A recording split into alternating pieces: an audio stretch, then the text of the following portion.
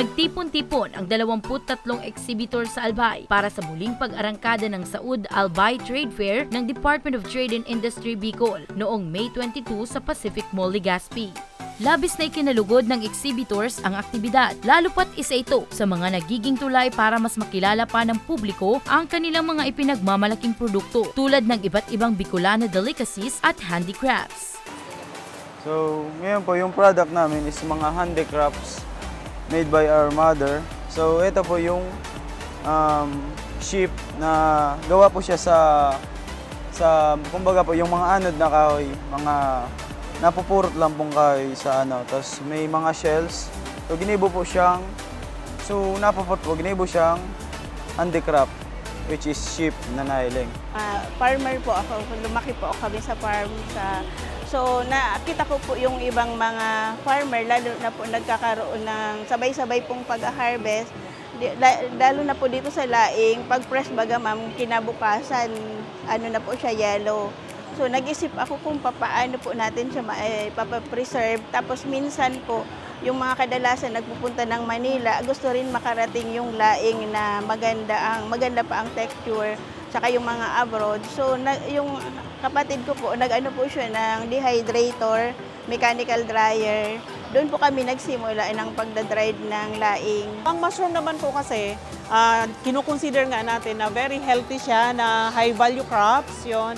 So, para ma-preserve natin yung shelf life niya, kailangang i-process.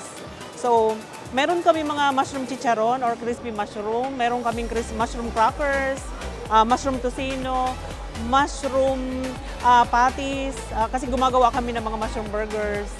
So, ang dami-daming pwedeng gawin sa mushroom, sa fresh mushroom. So, sa ngayon po, kulang tayo ng supply, kaya kailangan namin ng maraming growers sa buong Bicol. Ito yung medyo kinakampanya talaga namin na sana ma-encourage karamihan ng mga mag-join sa amin sa mushroom production or sa mushroom farming para at least makatulong tayo sa community.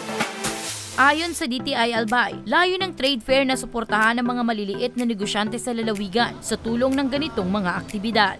Ito po yung mga products na to o kaya mga exhibitor po nito ay sila po yung mga nag-undergo na ng mga trainings na kinakandak ng DTI. So parang yung mga trainings nila, yung product development, parang na-complete na po yun. I-ano na natin yung kanilang product. I-display na po natin sa wider market. Ayon pa sa opisina ng DTI Albay, ang Saud Trade Fair ay malaking tulong din sa mga micro, small and medium enterprises sa rehiyon dahil bukod sa loob ng bansa na ipakilala pa sa ibang bansa ang iba't ibang oragong produkto.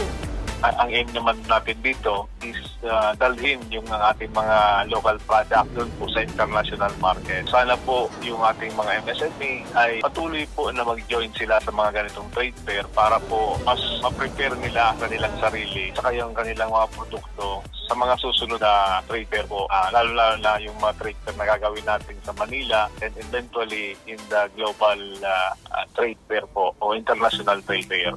Higit sa lahat, naging daan din daw ang Saud Trade Fair sa paglago ng ekonomiya ng lalawigan. Para sa mga balitang Tatak Bicol, Danica Garcia.